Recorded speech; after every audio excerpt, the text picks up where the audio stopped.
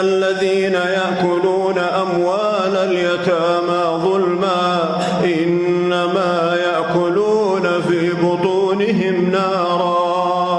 إن الذين يأكلون أموال اليتامى ظلما إنما يأكلون في بطونهم نارا وسيصلون سعيرا. يوصيكم الله في أولادكم للذكر مثل حظ الأنثيين، فإن كن نساء فوق 2 فلهن ثلثا ما ترك، وإن كانت واحدة فلها النصف، ولأبويه لكل واحد منهما السدس مما ترك إن كان له ولد، فإن لم يكن له ولد